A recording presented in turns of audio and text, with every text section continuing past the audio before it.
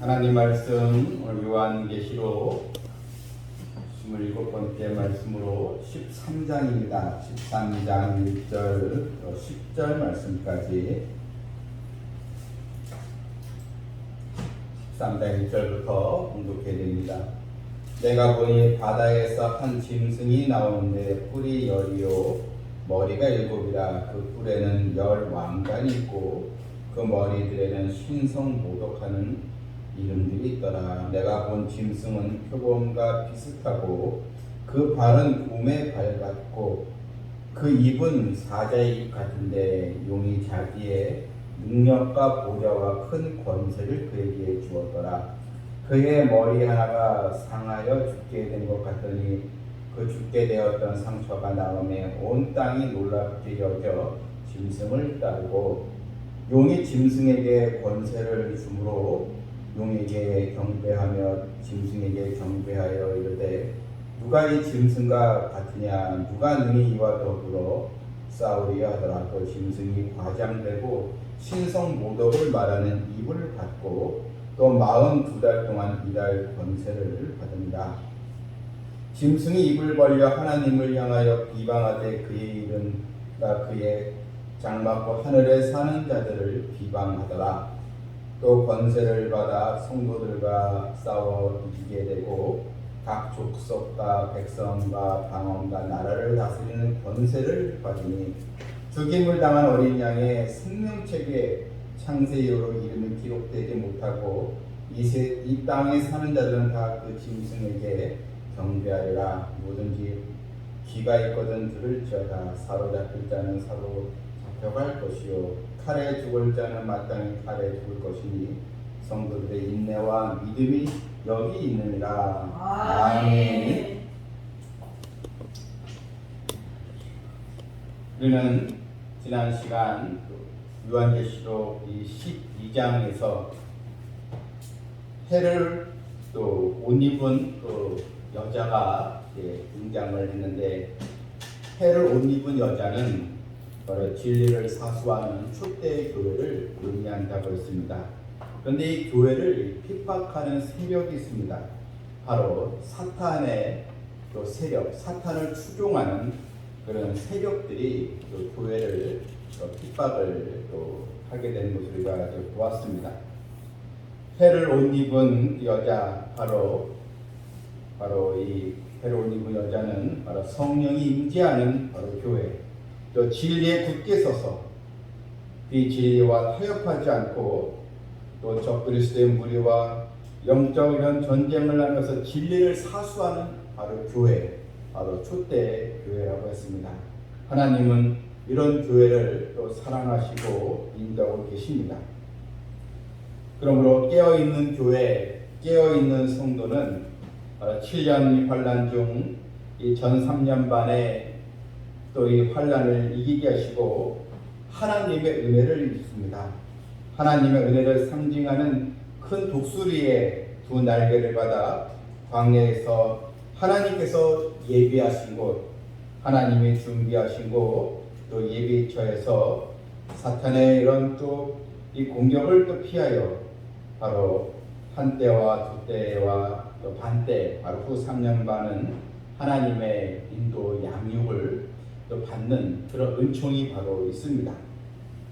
그러나 미련한 다섯 처녀처럼 깨어있지 못하고 분명히 하나님의 자녀인데도 늘 잠자는 그런 영혼들, 결국 배교의 유혹에 넘어간 이 성도는 여자의 남은 자손이 되어서 바로 후 3년 반 대환란에 떨어져서 적그리스도의 잔혹한 통치를 받을 수밖에 없습니다. 그리고 우리는 늘 하나님의 자녀로서 주님 오실 날을 사모하면서 깨어있는 믿음을 가져야 하는 것입니다. 종말의 때의 교회는 두 부류로 나눠지게 됩니다. 바로 초대 교회로서 진리를 사수하는 교회가 될 것인가, 아니면 사람의 말을 따르고 배교에 빠지는 그런 음료 교회가, 바로 믿음을 배반하는 음료 교회가 될 것인가, 이렇게 두 부류의 이 교회로 나뉘어지게 됩니다. 그러므로 하나님의 자녀된 성도는 우리가 교회를 다니면서 그냥 내가 편하게 다닐 수 있는 교회나 또 분위기가 좋은 교회, 나를 잘 대해주는 교회, 이런 교회를 다니려고 또 찾는 것이 아니라 시대의 흐름을 잘 분별하여 바로 진리가 바로 서 있는 교회, 바로 하나님의 말씀을 생명을 걸고 증거하는 그런 교회를 또 찾아야 되고, 또한 그런 교회, 촛대교회를 만들어야 할 사명이 다 우리에게 있는 것입니다. 이제 오늘 본문 13장에 가면 이제 사탄의 또 세력들이 이제 나오게 되는데, 바로 두 짐승이 이제 나와 있습니다.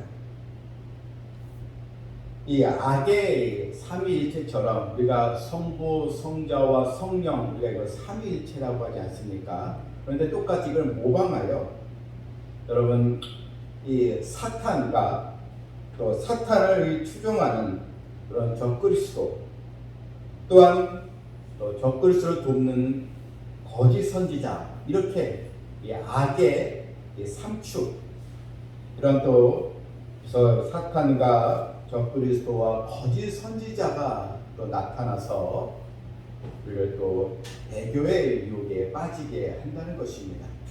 그걸 우리가 악의 삼축, 이렇게 우리가 보는 것입니다. 오늘 본문을 보게 되면 13장 1절에 내가 보니 바다에서 한 짐승이 나오는데, 요한계시록에는 딱 적그리스도다 이렇게 이름은 나오지 않지만 짐승이라고 나옵니다. 바로 이 짐승이 적그리스도를 지칭하는 것입니다. 근데 이 바다에서 한 짐승이 나왔다고 했습니다. 여러분, 이 바다는 이 세상을 상징합니다. 지구의 3분의 2는 이 바다입니다. 그러니까 물로 덮인 이 바다가 훨씬 육지보다 크지 않습니까? 그러므로 이 바다는 이 넓은 이 세상을 이제 말합니다.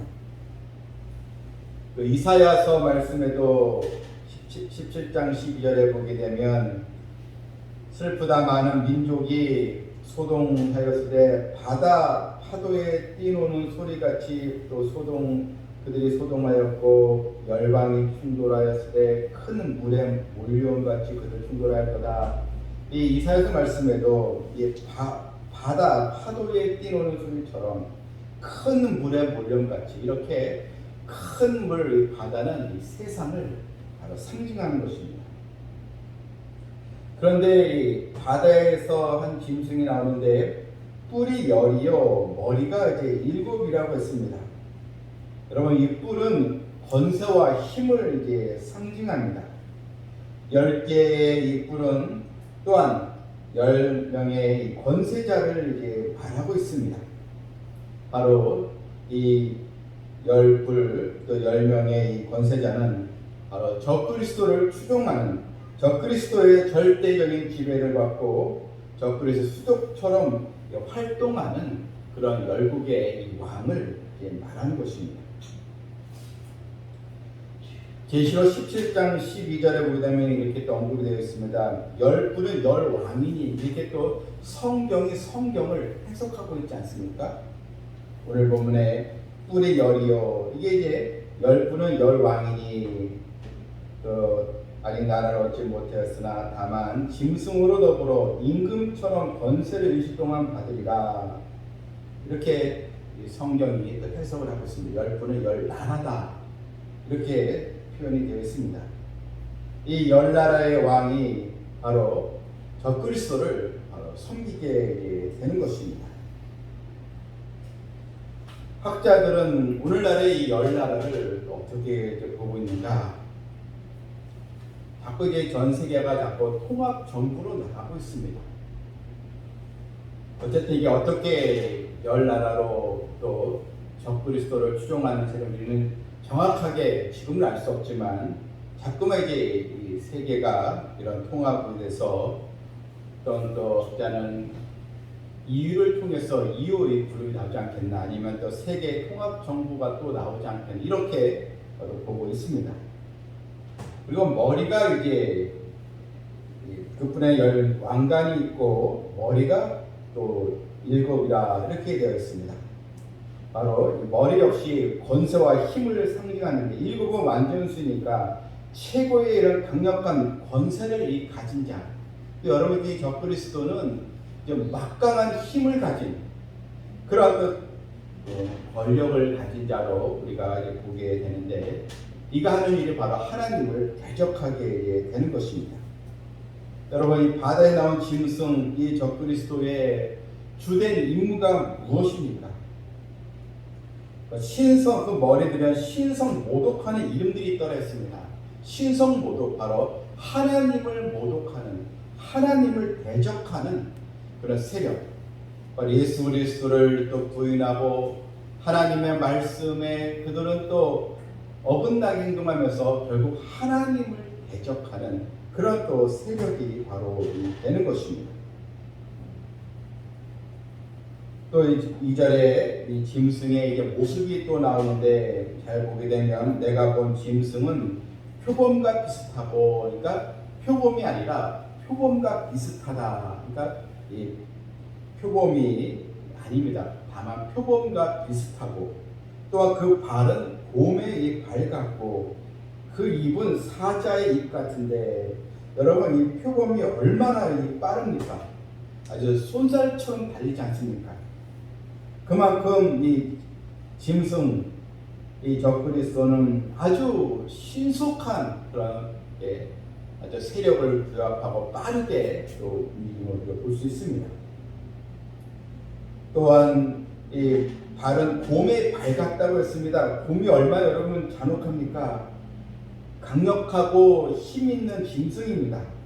그만큼 적그리스도는 이런 곰의 발처럼 아주 잔혹한 그런 또 존재가 되는 거고 그 입은 또 사자의 입과 같다 했습니다. 사자는 얼마나 여러분 이 포악합니까? 사자의 입에 물리게 되면 결국 빠져나올 수 없습니다.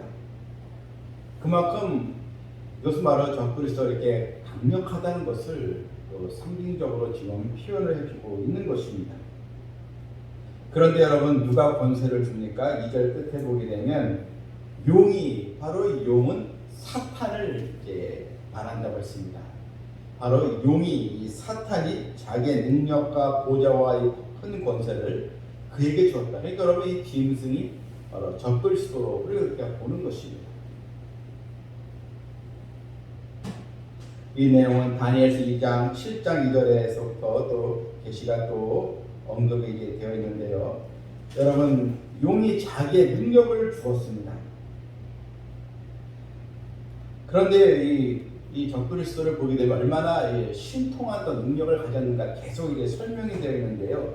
여러분 3절 보게 되면 그의 머리 하나가 상하여 죽게 된 것 같더니 그 죽게 되었던 상처가 나음에 온 땅이 놀랍게 여겨 짐승을 따르고 자 여기 보게 되면 그의 머리 하나가 사람이 제일 중요한 신체가 머리지 않습니까? 이 머리가 다치면 가장 위험하지 않습니까? 그런데 이 짐승 그의 머리 하나가 상하여 죽게 된 것 같더니 거의 여러분 이 머리에 큰 부상을 당해서 거의 이제 사망에 이르게 되는 그런 이 상태에 이르게 되었는데 이것은 여러분 치명적인 이 타격을 입었다는 것입니다. 곧 죽음을 목전에 이제 두었는데 놀랍게도 여러분 3절에 보니까 그 죽게 되어 상처가 나음에 온 땅이 놀랍게 여겨 짐승을 따르고 오히려 온 땅이 짐승을 더 따르고 경배했다는 것입니다. 이것은 무엇을 의미합니까? 이것은 바로 예수 그리스도를 모방하는 것입니다.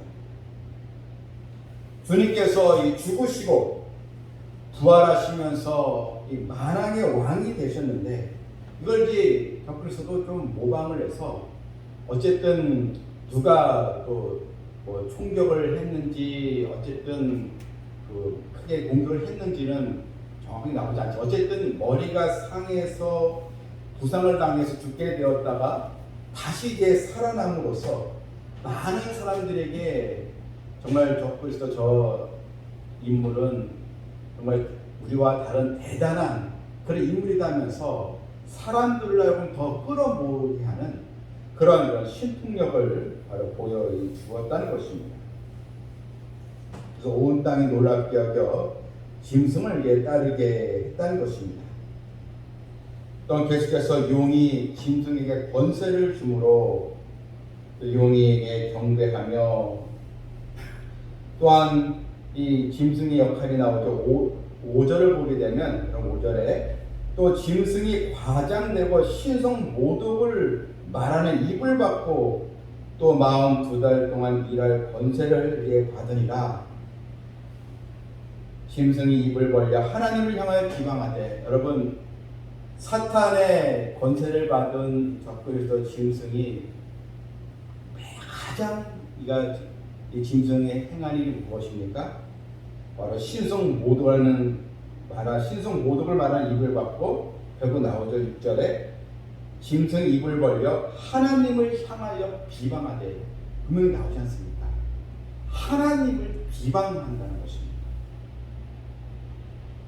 특별히 신성 모독을 말하는 입을 받고, 입이라는 것은 그만큼 사람들에게 영향력을 끼치고 있다는 것입니다. 이 짐승이 말하면 다 이 사람들이 다 거기에 집중하고 다 그 말에 넘어간다는 것입니다. 여러분 요즘도 보게 되면 그 이단들 보게 되면 이단 교주들이 나오잖아요. 이 교주가 거기 이단에서 설교한다든지 강의하는지 하면요, 그 사람들은요 이 교주를 신으로 모십니다. 다른 사람이 얘기하면 아무 소용 없는데 이 교주가 한번 나서면요 다 이 분위기가 틀리다는 것입니다. 정말 신처럼 경배한다는, 지금도 그렇다는데 한번 적그리스도가 등장하면 많은 사람들이 거기에 눌려서 경배를 이제 하게 되는 것입니다. 그런데 오늘 본문에 6절 끝에 보게 되면 5절 끝에 보게 되면 42달 동안 일할 권세, 바로 42달은 3년 반, 그러니까 이 적그리스도가 바로 통치하고 압제하는 그 기간이 후 3년 반, 바로 42달로 이렇게 또 정의되어 있음을 성경은 우리에게 언급을 해주고 있습니다. 여러분, 우리 오늘 이 본문을 보면서 여러분 이들이 행하는 주된 행동이 무엇입니까? 어떻게 해서든 입을 벌려 하나님을 해방하고 하나님을 모독하는 일을 자행을 하게 되는 것입니다. 또한 심지어는 여러분 그 6절 중반에 보면 그의 이름과 그의 장막 곧 하늘에 사는 자들을 비방하더라. 이미 하늘에 가 있는 영혼들, 이미 하늘나라에 가 있는 우리 성도들도, 여러분 이 짐승이 하늘에 있는 장막, 먼저 간 성도들도 비방한다는 것입니다. 그만큼 우리는 이 본문을 보면서 이 적그리스도의 이 등장, 결국 이들이 행하는 일은 하나님을 바로 모독하는 거구나. 여러분 오늘날에 인터넷 또 상에서 또 교회를 또 악한 말로 교회를 또 훼손하고 하나님의 그 말씀을 무시하는 또 조롱하는 이 세상에 결국은 다 사탄의 조종을 받는 것을 우리가 볼 수 있는 것입니다. 또 본문 8절을 7절을 보게 되면 또 권세를 받아, 7절 보게 되면 권세를 받아서 성도들과 싸워 이기게 되고, 여러분 성도들과 싸워서 이긴다. 여러분 교회가 이기고 성도가 이기지 않습니까? 근데 여기서는 이 권세를 받아 성도들과 싸워서 이겼다 이게 나오는데, 여기에 성도는 바로 하나님의 예언의 말씀이 또 회개의 복음이 증거되었는데도 깨닫지 못하고 대환란에 떨어진 그런 여자의 남은 자손, 그 성도들을 말하는 것입니다. 거기서 결국은 지게 됨으로써 이런 또 그런 그리스도의 그런 큰 핍박, 어려움을 또 이렇게 겪게 되는 것입니다. 그런데 본문이 8절에 보게 되면 죽임을 당한 어린 양의 생명책에 창세 이후로 이름이 기록되지 못하고 이 땅에 사는 자들은 다 그 짐승에게 경배하더라. 여러분 결국 이 하나님의 백성 성도는 끝까지 믿음을 결국 지키도록 하는 역사해 주십니다. 그런데 누가 결국은 믿음을 배반하고 하나님을 모독하는 일에 참여하는가? 그리고 생명책에 기록되지 못했기 때문입니다. 또 반대로 어린 양의 생명책에 기록된 성도는 끝까지 인내하며 믿음을 지키게 되는 것입니다. 오늘 본문을 보면서 어린 양의 생명책에 내 이름이 기록되어 있다는 것은 너무나 큰 우리의 축복이요 은총입니다. 우리가 신앙생활에 공과가 얼마나 있느냐, 내가 얼마나 주를 위해서 내가 선을 쌓았느냐, 이것이 중요한 것이 아니고 정말 내가 주님의 생명책에 기록되는 자, 바로 하나님께서 주권적으로 그들을 사랑하시고 지켜주시고 인도해주시고 하나님의 이 생명책에 기록된 자가 다 구원을 받게 된 것입니다. 인생의 공로가 아닙니다.